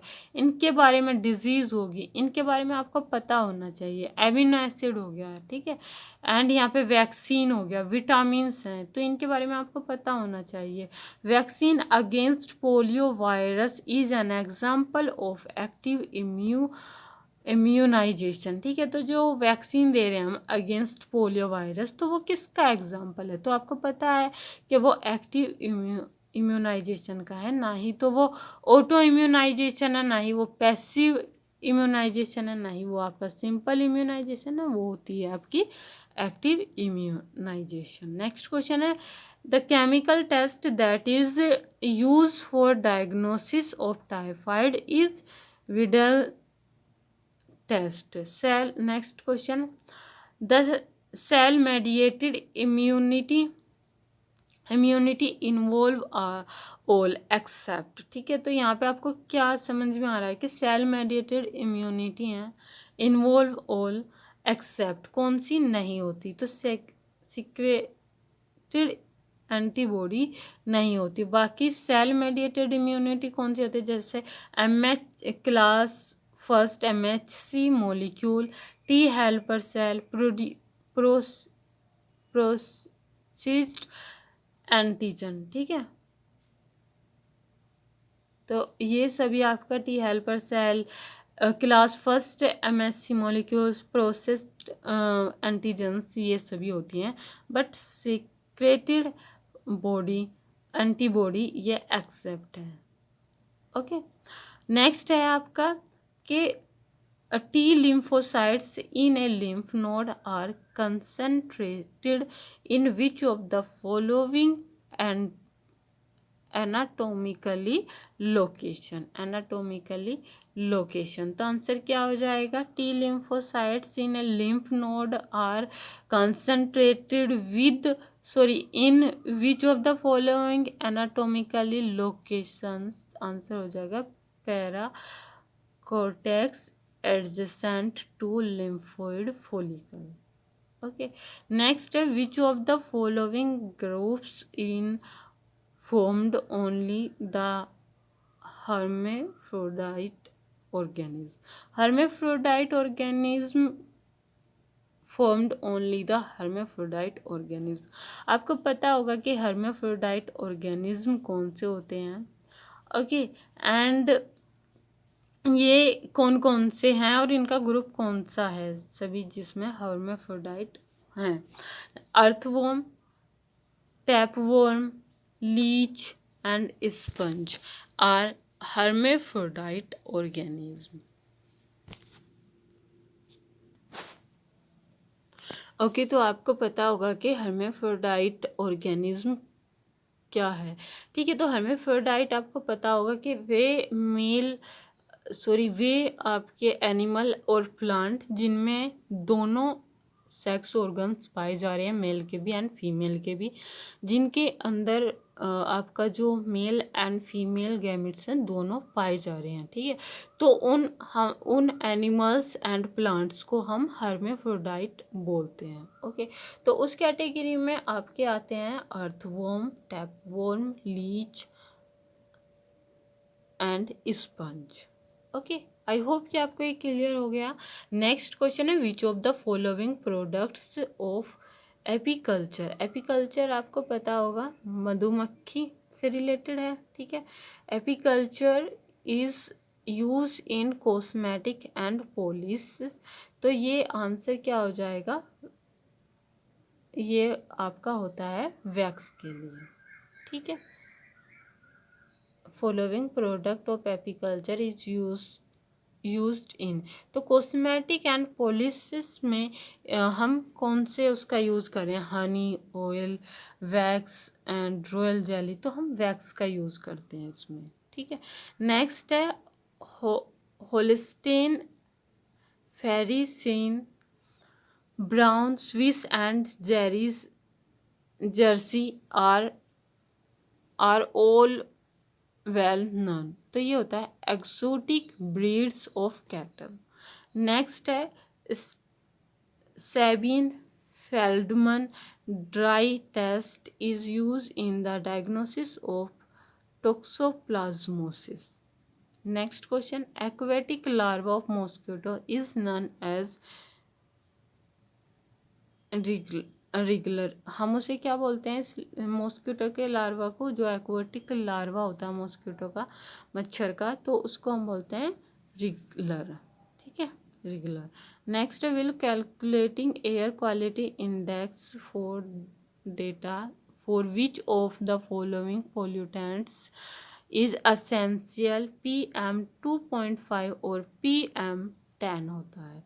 नेक्स्ट है which among the following is a cold desert. Cold desert कौन है, पैटागोनियन, ठीक है। ना ही आपका कैलहरी होता है, ना ही सोनोरन होता है, ना ही थार है, आपका क्या है, पैटाथोनियन है। Which of the following is most commonly applied in automobile exhaust system. तो ये होता है कैटालाइटिक कन्वर्टर, ठीक है, कैटालाइटिक कन्वर्टर। नेक्स्ट है which of the following is a secondary air pollutant. तो आपको पता होगा सेकेंडरी एयर पोल्यूटेंट कौन सा है, ओजोन है। तो यहाँ पे आपने देखा कि जो एनवायरमेंटल साइंस है या फिर आपका जो पोल्यूशन से रिलेटेड है, वहाँ से भी आपका क्वेश्चन आया हुआ है इन ICMR 2021। अब आपने देखा होगा डिजीज़ में से तो क्वेश्चन आ ही रहे हैं। तो यहाँ पे जो इटाई डिजीज़ होती है is associated with which metal poisoning, तो वो होती है कैडमियम CD की वजह से, ठीक है। नेक्स्ट है the scientific name of the flower show in the image. ये आपको इमेज दी गई है, आपने देखा होगा नॉर्मली इसको हम गुड़हल बोलते हैं, ठीक है। नॉर्मल भाषा में हम इसको क्या कहते हैं, गुड़हल का प्लांट, गुड़हल का फ्लावर। और ये मालवेसी फैमिली का होता है एंड इसका जो नाम है बोटेनिकल नेम वो होता है हिबिस्कस रोजा सिनेंसिस, ठीक है, हिबिस्कस रोजा सिनेंसिस होता है। ये आप अच्छे से कुछ बोटेनिकल नेम जो फेमस हैं या नॉर्मली जैसे आपका 12th फिर ग्रेजुएशन, पोस्ट ग्रेजुएशन में जो फैमिली आती हैं उनके बारे में आपको बेसिक पता होना चाहिए। आसपास के कुछ प्लांट्स के बारे में आपको पता होना चाहिए, क्योंकि ऐसा तो है नहीं कि आप हर प्लांट का नाम याद करेंगे तो तब आ जाएगा। हो सकता है क्वेश्चन आ जाए, हो सकता है ना आए, तो लेकिन आपको थोड़ा सेफ साइड के लिए आपको आसपास के प्लांट्स एंड जो फैमिली आपने बार बार पढ़ी हैं या इम्पोर्टेंट हैं उनके बारे में थोड़ा बेसिक नॉलेज आपको होना चाहिए, उनकी इकोनॉमिक इम्पोर्टेंस के बारे में एंड उनके कुछ प्लांट्स के बारे में, ओके, जिनकी कुछ ना कुछ इकोनॉमिक इम्पोर्टेंस होती है। नेक्स्ट क्वेश्चन है the a host plant produce a toxin that is lethal to aphids feeding in its leaves over time. Okay, some of the aphids become immune to the toxin, कुछ ऐसे aphids हैं जिन्होंने immune produce कर ली, become immune to the toxin, उस toxin के against. तो in response the host plant being to produce a different toxin, अब जो होस्ट है वो प्रोड्यूस कर रहा है डिफरेंट टॉक्सिन को, that a lethal to aphids. अब वो जो है जो उसने दोबारे से डिफरेंट टॉक्सिन प्रोड्यूस किया, वो एफिड्स के लिए फिर से लीथल साबित हो रही है। लीथल मतलब उसके लिए मृत्यु का कारण बन रही है, उसकी डेथ हो जा रही है। तो this is an example of. तो यहाँ पे क्या आपको समझ में आया पूरे क्वेश्चन में कि एक आपका प्लांट है, ठीक है, एक आपका क्या है, प्लांट है जो एक टॉक्सिन प्रोड्यूस कर रहा है जो लीथल है एफिड्स के लिए, ठीक है। एफिड्स के लिए जब वो उसको उसकी पत्तियों को चबा रहा है, खा रहा है, तो वो उसके लिए जो प्लांट ने टॉक्सिन प्रोड्यूस किया वो लीथल है, उसके खाने पे वो मर जा रहा है। जब वो पत्ती खा रहा है वो टॉक्सिन भी आ रहा है, तो वो वहाँ पे उसकी डेथ हो जा रही है। अब कुछ टाइम बाद, over time, some of aphids, कुछ एफिड्स ने इम्यून रेस्पॉन्स कर लिया, उस टॉक्सिन के खिलाफ एक इम्यूनिटी डेवलप कर लिया अपने अंदर, ठीक है। अब उसने कुछ ऐसे एफिड्स थे जो उन्होंने इम्यूनिटी डेवलप कर ली अपनी। अब क्या हुआ, कुछ टाइम बाद जो होस्ट था वो फिर से डैमेज होने लगा, तो होस्ट ने भी अब दोबारा से एक इम्यूनिटी दोबारा से क्या कर लिया, दोबारा से अपने आप को इवॉल्व किया और वहाँ पे डिफरेंट टॉक्सिन प्रोड्यूस करना स्टार्ट कर दिया, जो एफिड्स के लिए फिर से हानिकारक हो रहा है, ठीक है। तो ये इस तरह से होता है कि जो प्लांट्स था उसने एक वो प्रोड्यूस किया, इसने एफिड्स ने खाया, उसकी डेथ हो गई, फिर एफिड्स ने खुद को इवोल्व किया। अब उसके बाद में फिर जो ये है प्लांट है वो फिर से इवोल्व हुआ, उसने अपनी इम्यूनिटी को बढ़ाया और दूसरा एक टॉक्सिन रिलीज किया। अब एफिड्स फिर से मर रहा है। तो ये इसका मतलब क्या है, अब ये अगर मर रहा है, अगर इसको सरवाइव करना है तो ये वापस से खुद को इवॉल्व करेगा, खुद को बचाने की कोशिश करेगा, खुद में कुछ चेंज लाएगा। फिर प्लांट पे ज़्यादा खाएगा तो प्लांट की डेथ होने लगेगी, वापस से फिर प्लांट दोबारा से ये करेगा, ठीक है। प्लांट भी अपने आप को इवॉल्व करने की कोशिश करेगा, नहीं करेगा तो फिर प्लांट की डेथ होगी। इसका मतलब क्या है कि जो एफिड्स हैं एंड जो प्लांट हैं, अगर इन्होंने अपने आप को इम्प्रूव या इवॉल्व नहीं किया तो एक की तो डेथ होना संभव है, मतलब एक का फ्यूचर खतरे में रहेगा ही रहेगा। तो इसलिए क्या है कि वो दोनों अपने आप को चेंज करते जा रहे हैं, ये भी चेंज कर रहा है टाइम टाइम पे और एफिड्स भी अपने आप को इवॉल्व कर रहा है टाइम टाइम पे। तो इसका मतलब क्या है कि ये दोनों अपने आप को चेंज करते जा रहे हैं। तो इसको हम बोलते हैं को इवोल्यूशन। को इवोल्यूशन मतलब दोनों साथ साथ में इवॉल्व हो रहे हैं। अगर एक ने भी इवॉल्व होना बंद कर दिया तो वो दूसरा उसको ख़त्म कर देगा, एलिमिनेट कर देगा, ठीक है। वहाँ से उसको एलिमिनेट होना पड़ेगा उस स्पीसीज को। और अगर प्लांट इवॉल्व नहीं हुआ तो प्लांट हट जाएगा, और एफिड्स इवॉल्व नहीं हुआ तो एफिड्स हट जाएगा। तो इसलिए वे दोनों को साथ में इवॉल्व होना पड़ रहा है। तो इसको हम बोलते हैं को इवोल्यूशन, ना ही वो पैरासाइट की कैटेगरी में आते। पैरासाइट क्या होता है कि एक है एक उसका होस्ट है, उस पर वो पैरासाइट की तरह है। जैसे आपने देखा होगा कि जो पैरासाइट काफ़ी होते हैं, ठीक है, जैसे जुएं हो गई या इस तरह के हैं, पैरासाइट की कैटेगरी में आते हैं ये मक्खी, मॉस्किटो, ये भी, ठीक। तो आपने देखा होगा कि ये क्या है, पैरासाइट की तरह है, वो अपने जो उनका होस्ट होता है उसको मरने नहीं देते, ठीक है। इधर म्यूचुअलिज्म अलग है, ठीक है, पॉजिटिव पॉजिटिव का वो आता है। कमेंसलिज्म आपको पता होगा, +0 का साइन आता है, एक को बेनिफिट मिलता है और एक को कोई भी ना बेनिफिट मिलता है ना ही उसको कोई हार्म होता है, ठीक है। लेकिन ये ऐसा नहीं था, यहाँ पे वे दोनों साथ में इवोल्व हो रहे थे, तो इसलिए वो किसका एग्जाम्पल था, को इवोल्यूशन का था। ये इकोलॉजी का है, ठीक है, पोर्शन। नेक्स्ट है which of the following which of the following best describe A pattern of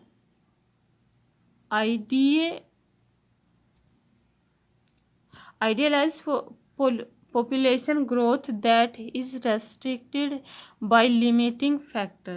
ठीक है, आंसर क्या हो जाएगा, लॉजिस्टिक ग्रोथ मॉडल। अब यहाँ पे लॉजिस्टिक ग्रोथ मॉडल क्यों हुआ, क्योंकि इन्होंने क्या क्या कहा था, लिमिटिंग फैक्टर है। ठीक है, अनलिमिटेड होते तो वो कौन सा होता है, एक्सपोनेंशियल ग्रोथ मॉडल हो जाता है। लेकिन जो ये होता है लॉजिस्टिक ग्रोथ मॉडल होता है, उसमें एस शेप का कर्व आता है इस तरह का। ठीक है, तो इस तरह से पहले ग्रोथ हो रही होती है, लेकिन एक सर्टेन टाइम के बाद में ग्रोथ होना थोड़ा स्लो हो जाती है। ठीक है, तो यहाँ पे मतलब क्या है कि जो रिसोर्सेस हैं वो लिमिटेड हैं। ओके, और यहाँ पे K/2 आता है, मतलब K2 उसकी कैरिंग कैपेसिटी होती है, जिसपे वो हाईएस्ट ग्रोथ उसकी देखने को मिलती है। ओके, तो ये भी एक कैरिंग कैपेसिटी का होता है एक कर्व। ठीक, जिसपे हाईएस्ट ग्रोथ वहाँ पे देखने को मिलती है। यहाँ पे इसका जो ग्रोथ होगी वो हाईएस्ट होगी इस पॉइंट पे। ओके, उसके बाद में फिर डिक्लाइन होनी स्टार्ट हो जाती है।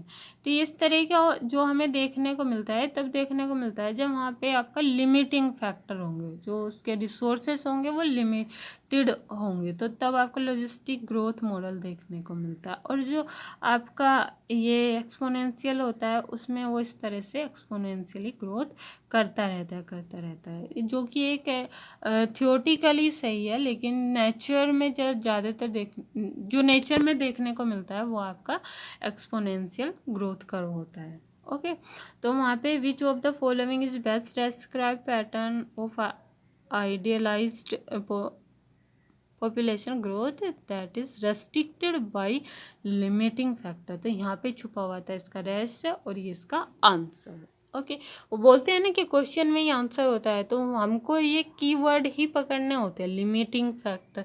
नहीं तो आप सोचते रहते हैं कि क्या पूछा गया है, कैरिंग कैपेसिटी है या फिर क्या है। अगर वो ये पूछता है कि हाईएस्ट ग्रोथ कहाँ पे देखने को मिल रही है, या तो कैरिंग कैपेसिटी होता है। ठीक है, अगर वो बोलते हैं कि बस ग्रोथ हो ही जा रही है, तो वो होता है आपका exponential growth model, habitat cap model यहाँ पे नहीं है। ठीक है, नेक्स्ट है induction of cell division activity and delay in senescence is cause by. अब यहाँ पे डिले इन सेनेसेंस किसकी वजह से होता है, तो डिले इन सेनेसेंस आपको पता होगा साइटोकाइनिन की वजह से होता है, जबकि एथिलीन तो आपको पता है कि वो सेनेसेंस को प्रमोट करता है। ठीक है, तो यहाँ पे आंसर क्या है, साइटोकाइनिन है, जो क्या करता है, डिले करवाता है। एंड इसके अलावा यहाँ पे एक चीज़ और भी तो थी ना, कि इंडक्शन ऑफ सेल डिवीजन, आपको पता होगा कि सेल डिवीजन एक्टिविटी कौन सा एंजाइम करता है, तो cytokinin and delay in senescence, तो ये दोनों होने की वजह से आंसर क्या हो जाएगा, साइटोकाइनिन हो जाएगा। ये थे इसके कीवर्ड और ये है इसका आंसर। नेक्स्ट है which plant part is modified into pitcher in pitcher plant. आपको पता होगा कि जो पिचर होता है कुछ मॉडिफिकेशन है, जैसे पिचर प्लांट में वो होता है, तो वो कौन से होते हैं, वो किसके अंदर करते हैं, root, stem, leaf and flower, तो वो करते हैं लीफ के अंदर। आपने देखा होगा कि कुछ प्लांट ऐसी जगह पे होते हैं जहाँ पे उनको प्रॉपर न्यूट्रिशन नहीं मिल रहा होता है, तो वो क्या करते हैं कि वो ऑर्गेनिज्म से लेना स्टार्ट करते हैं। ऑर्गेनिज्म से लेने पे जो उनकी नाइट्रोजन की कमी होती है उसको वो पूरा करते हैं। तो जैसे यहाँ पे कोई इंसेक्ट बैठता है, वो अपनी लीफ का मॉडिफिकेशन इस तरह से कर लेते हैं कि इंसेक्ट के बैठते ही वहाँ पे वो बंद हो जाएगी या कुछ और एक्टिविटी हो रही है, जिसकी वजह से वो जो इंसेक्ट होता है वो बाहर नहीं निकल पाता, और बाहर नहीं निकल पाता तो उसका डाइजेशन उसी के अंदर होगा, और उसी के अंदर होगा तो क्या होगा, जो नाइट्रोजन उसके अंदर होगी वो उसको प्लांट एब्जॉर्ब कर लेगा। ठीक है, प्लांट ले लेगा, तो इस तरह से उस प्लांट की जो नाइट्रोजन की कमी है वो पूरा हो जाती है। तो ये जो प्लांट है कि किस लिए करते हैं, क्यों करते हैं, तो वो नाइट्रोजन की कमी दूर करने के लिए अपनी करते हैं, न्यूट्रिशन जो उसके अंदर कमी होती है उसको दूर करने के लिए। नेक्स्ट है कि natural insecticides obtained from Neem tree is. तो नीम ट्री का नाम क्या होता है, जो कि एक इंसेक्टिसाइड है, नेचुरल इंसेक्टिसाइड है, तो उसका नाम होता है एजिडिरेक्टिन। ठीक है, एजिडिरेक्टिन होता है। आज़ाद से याद रखना, आपको याद रह जाएगा, एजिडिरेक्टिन। ठीक है, नेक्स्ट है which of the following insect can be use for production of formic acid. Formic acid, अब आपको पता होगा कि फॉर्मिक एसिड को कौन प्रोड्यूस कर रहा है। फॉर्मिक एसिड को प्रोड्यूस करते हैं रेड एंड्स, जो लाल चींटियाँ होती हैं वो फॉर्मिक एसिड को प्रोड्यूस करती हैं, प्रोडक्शन उसका करती है। ठीक है, which of the following insect can be use for production of formic acid. इसका use for production of formic acid, लाल चींटियाँ। नेक्स्ट है the practice of painless killing of laboratory animal to relieve pain after experimentation is called euthanasia.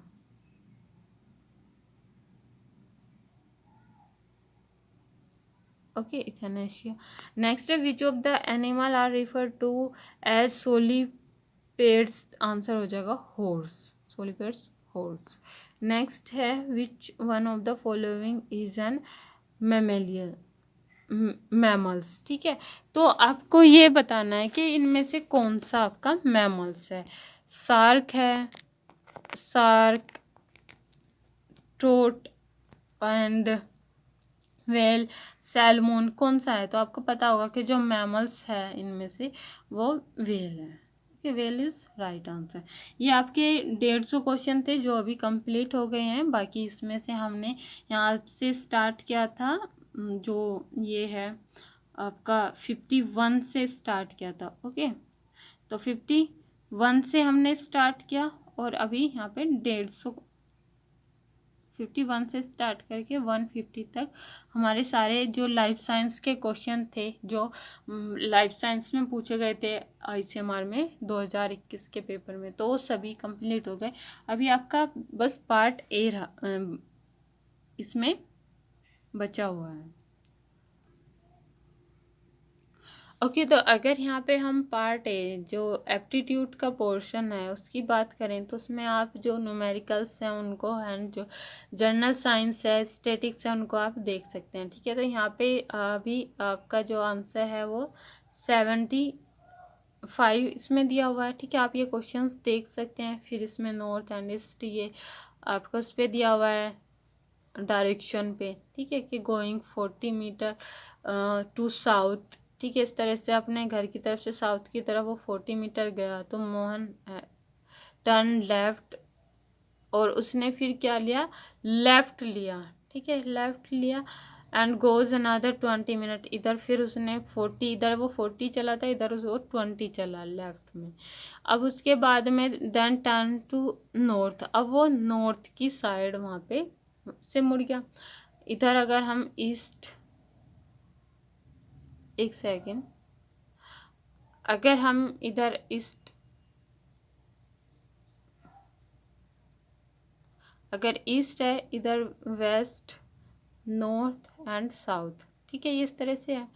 पहले इन्होंने कहा कि 40 metre south चला वो। ठीक है, 40 मीटर साउथ चला ऑफ हर हाउस एंड मेहर टर्न लेफ्ट। उसके बाद में उन्होंने लेफ्ट लिया 20 मीटर। अब 20 मीटर लेफ्ट लेने के बाद में 20 metre left then turn into north. उसके बाद में वो नॉर्थ की साइड गए। सी गोज 20 मीटर, अब वो वापस से 20 गए। Then start walk to her, अब वो अपने घर की तरफ को उन्होंने वो करना स्टार्ट किया। ठीक, in which direction is the,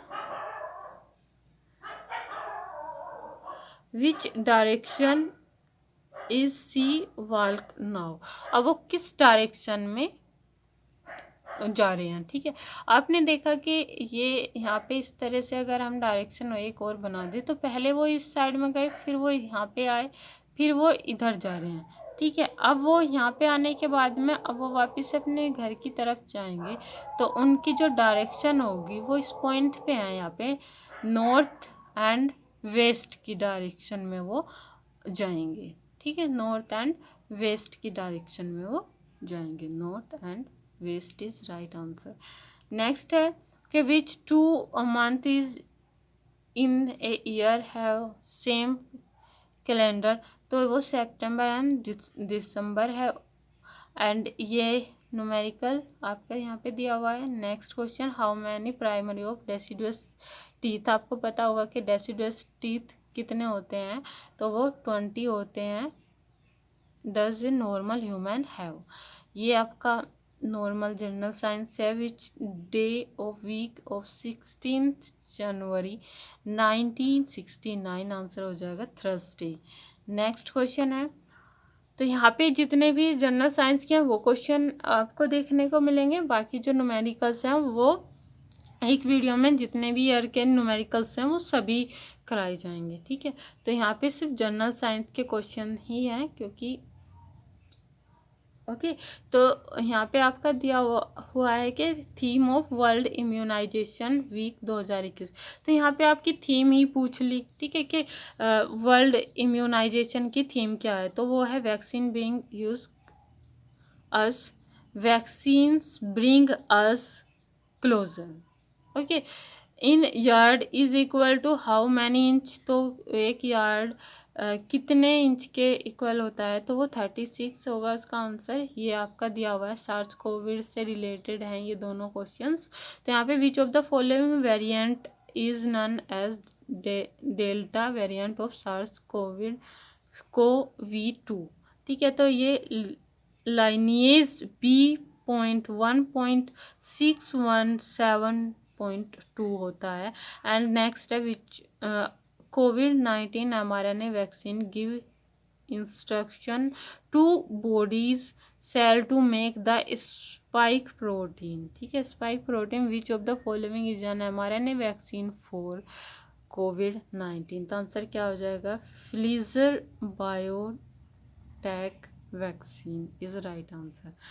ये आप देख सकते हैं, ये नोबेल प्राइज से है। नोबेल प्राइज से क्वेश्चन आते हैं तो आप नोबेल प्राइज जो मेडिकल में आपका नोबेल प्राइज मिलते हैं उनको आप देख के जाना। ठीक है, Harvey J Alter, Carl M Rice and Michael Houghton won the Nobel prize in medicine in 2020, ये 2020 का पूछा गया था कि ये तीनों साइंटिस्ट हैं जिनको नोबेल प्राइज़ किस में मिला था, तो आपको पता होगा इनको Harvey J Alter and Carl M Rice and Michael Houghton, ये 3 साइंटिस्ट थे जिनको मिला था identification of hepatitis C vaccine में। अभी 2022 में किस उसमें मिला था, तो ये भी आपको बताना है।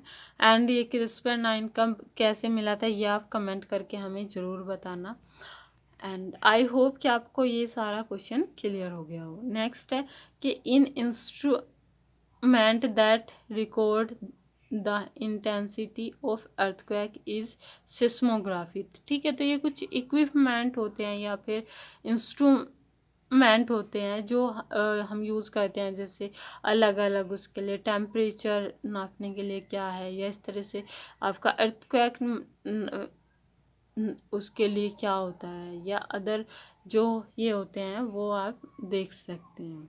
ठीक है, तो इनमें से भी क्वेश्चन आता है, जैसे क्रोमोसोम को वो करने के लिए हम क्या यूज़ करें, यहाँ पे आपका जो आइडोग्राम क्या है, आइडोग्राफ क्या है, ये इस तरह के आपको पता होना चाहिए। सिस्मोग्राफ हो गया यहाँ पे तो।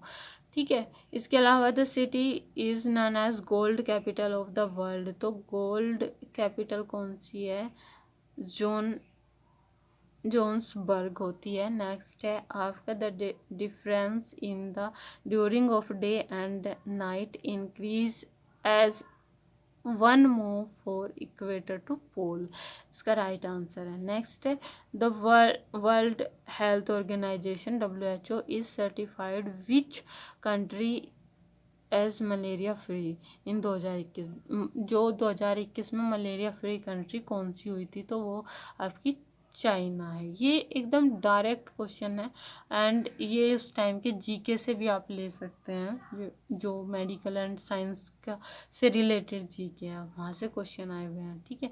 नेक्स्ट है which one of the following is not an antivirus software, तो एंटीवायरस सॉफ्टवेयर कौन सा नहीं है, ठीक है। इसमें क्या पूछा है, नहीं पूछा गया है, तो नहीं में आपको क्या बताना, ओरेकल इज राइट आंसर। और होगा कौन सा antivirus software, Avira, Bitdefender and Panda. Next है gases usually used for filling an electric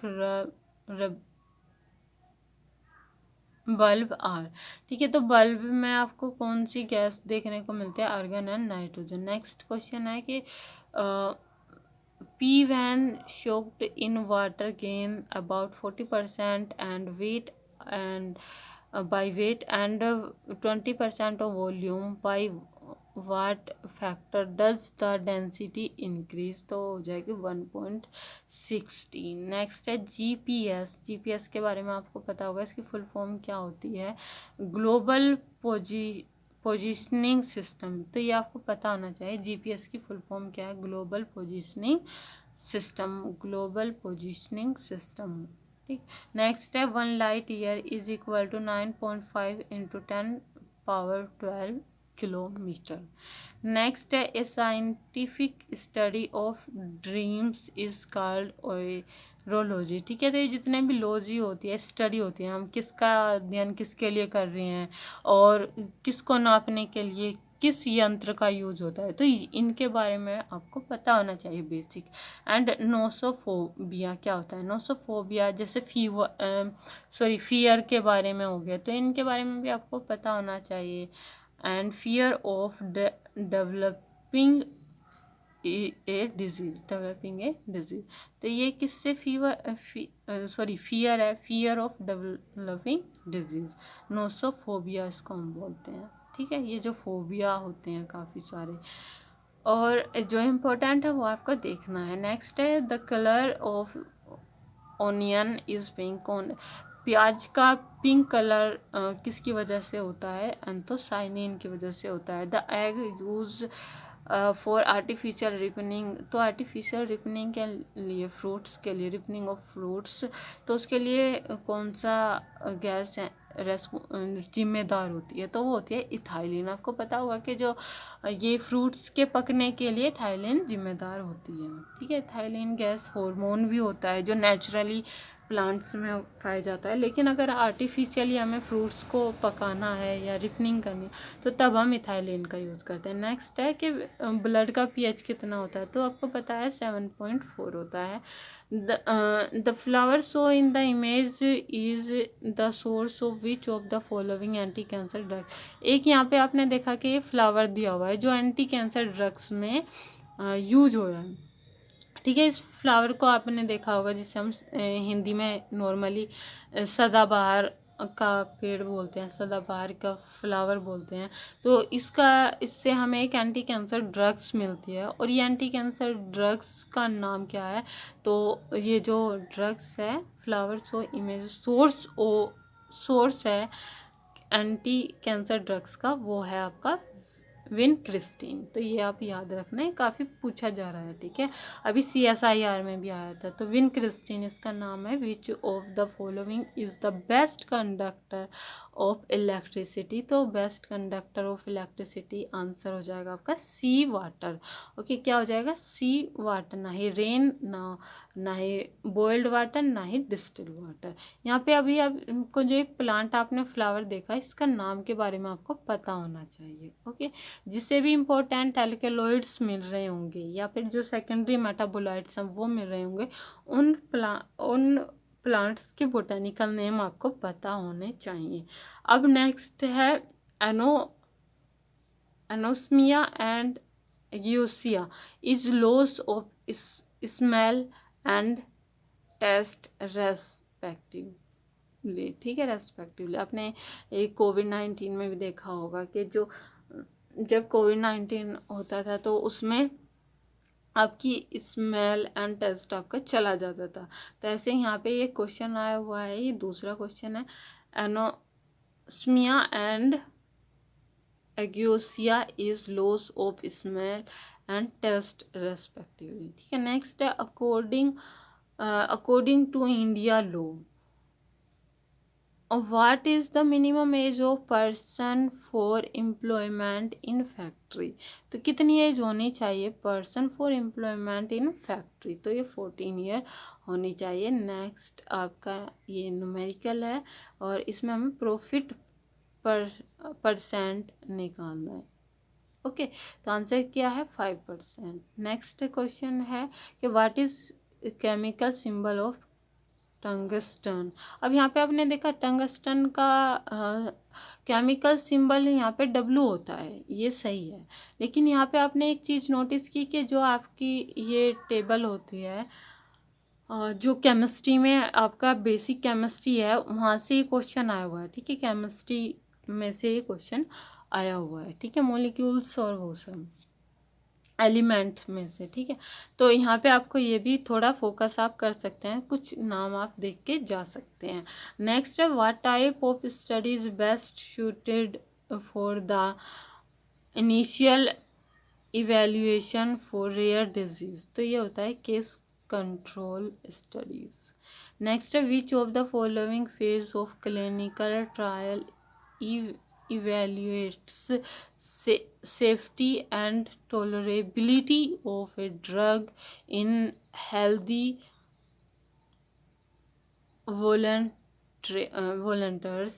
answer हो जाएगा phase first. If the diagnostic test is 90% sensitive, what will be the percentage of false negative result.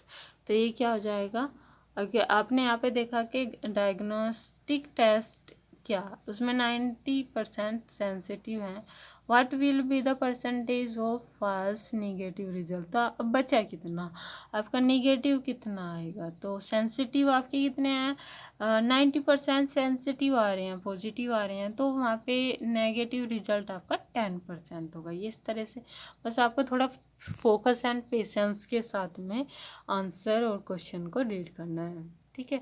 Next है fertilization of an ovum by a sperm commonly occurs in which part of the female reproductive system. आपको पता होगा कि fertilization कहाँ पे होता है, of an ovum by a sperm commonly occur in which part of female reproductive system. तो वो होता है फेलोपियन ट्यूब, ठीक है, एंड उसमें भी एम्पुलर रीजन होता है। Fallopian tube is right answer. Okay, next है which one of the following is the basis of the modern periodic table. तो उसे हम क्या बोलते हैं, एटॉमिक नंबर बोलते हैं। देखा ये क्वेश्चन भी आपका केमिस्ट्री से आया हुआ है, ठीक। Which one of the following is the basic of the modern periodic table. तो आंसर क्या आ जाएगा, atomic number. Basis of the modern periodic table किसके अकॉर्डिंग है, तो एटॉमिक नंबर। नेक्स्ट है carbon diamond and graphites are together called. इसको हम क्या बोलते हैं, एलोट्रोप बोलते हैं। नेक्स्ट क्वेश्चन है ethyl mercaptan add to the otherwise odorless LPG cooking gas for imparting a detectable smell to the gas is a compound of। ये इसमें होता है सल्फर होता है, ठीक है। क्या होता है इसमें, सल्फर होता है, इथाइल मरकैप्टेन। यहाँ पे आप यहाँ से आप कैच कर सकते थे इथाइल मरकैप्टेन, 10। तो सल्फर यहाँ से ये आपको हिंट मिल जाता है इसका आंसर तक पहुँचने के लिए। Add to the otherwise odourless LPG cooking gas for imparting a detectable smell to the gas is a compound of sulphur. तो इस क्वेश्चन में भी आपको सही से रीड करने की एंड पेशेंस एंड थोड़ा सा फोकस की ज़रूरत थी। ओके, नेक्स्ट क्वेश्चन है ऑपरेशन फ्लूड। ऑपरेशन फ्लूड आपको पता होगा, फ्लूड की बात हो रही है तो मिल्क होगा यहाँ पे। Is a movement related the product. तो यहाँ पे ऑपरेशन फ्लूड आपका आंसर क्या हो जाएगा, मिल्क हो जाएगा। नेक्स्ट है इंडियन स्टैंडर्ड टाइम IST, वो किसके उस पे है, refer to the local time of which city. तो आपको पता होगा ये IST refer to the local time of which city. तो आंसर हो जाएगा Mirzapur near Allahabad. Mirzapur near Allahabad is right answer. Next question है a bag contains 7 green and 8 white ball. एक बैग है जिसमें 7 ग्रीन एंड 8 वाइट बॉल हैं। If 2 ball are drawn simultaneously the probability that both are the same color is, तो वो हो जाएगा 7/15। Okay, तो यहाँ पे नेक्स्ट है mode can be determined by applying the formula. तो यहाँ पे क्या फॉर्मूला होता है, mode is equal to 3 median minus 2 median. ये फॉर्मूला आप याद रखना। Okay, when an investigator use the data which has already been collected by other, such data is called secondary data। Okay, यहाँ पे आपको मीन निकालना है।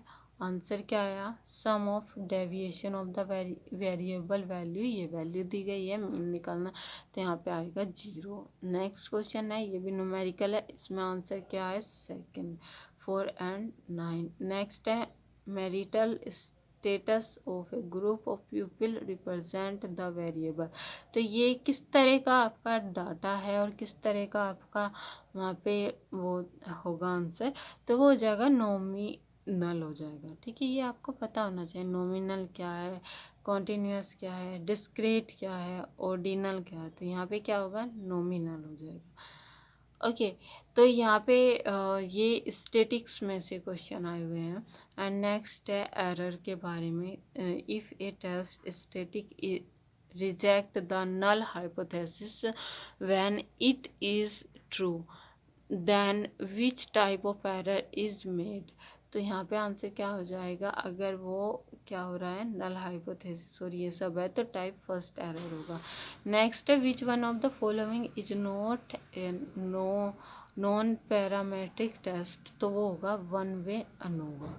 नेक्स्ट है नॉट चेंज्ड होगा कब, if a constant 20 is subtracted from each of the value of x and y, the regression coefficient of y and x is not changed। Next है question number 50, जो कि हमारा last question है, क्योंकि life science के start हो जाएंगे और ये हमने अभी पहले ही कर लिए हैं।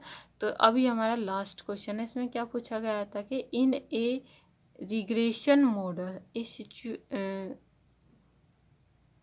situation in which the error term is same or constant across all value of the independent variable is known as homoscedasticity। ठीक है, homoscedasticity is right answer. Next आपके ये सारे क्वेश्चंस हमने अभी किए थे। ठीक है, तो यहाँ पे आप देखेंगे कि ये जितने भी क्वेश्चंस आए हुए हैं ये सभी आपके लाइफ साइंस से थे। उसमें सारे टॉपिक आ जाते हैं आपका, चाहे बॉटनी हो, बायोकेमिस्ट्री हो, जूलॉजी हो, इम्यूनोलॉजी है, सेल बायोलॉजी एंड स्टैटिक्स हो गया आपका, टेक्निक्स है, इकोलॉजी, इवोल्यूशन, ये सभी हैं। बाकी लाइफ साइंस जो आपके जर्नल एप्टीट्यूड हैं उसमें आपका थोड़ा आपका जो बेसिक केमिस्ट्री, फिजिक्स और आपका जो ये होता है ना, एक साइंटिफिक फिनोमेना से क्वेश्चन आते हैं, ठीक है, तो जर्नल साइंस से आ रहे हैं, तो ये आपको देखने चाहिए सभी चीज़ों का बेसिक बेसिक। और ऐसा नहीं कि कुछ भी आप पढ़ लोगे एकदम से हो जाएगा, नहीं। जो ये क्वेश्चंस आए हुए हैं बस इन्हीं के आसपास का एक आप सिलेबस देख सकते हैं। आई होप कि आपको ये वीडियो काफ़ी हेल्पफुल हो, एंड अगर वीडियो आपको हेल्पफुल लगती है तो please comment, share and subscribe ज़रूर करें। And thank you friends, have a nice day and happy learning. और अगर कोई भी मेरी साइड से कोई भी गलत वर्ड्स बोला जा रहा है, या फिर कोई भी अगर मेरी साइड से कोई भी गलती हो रही है, तो प्लीज़ उसे कमेंट करके ज़रूर बताएं ताकि मैं उस पर सुधार करूं। Thank you friends.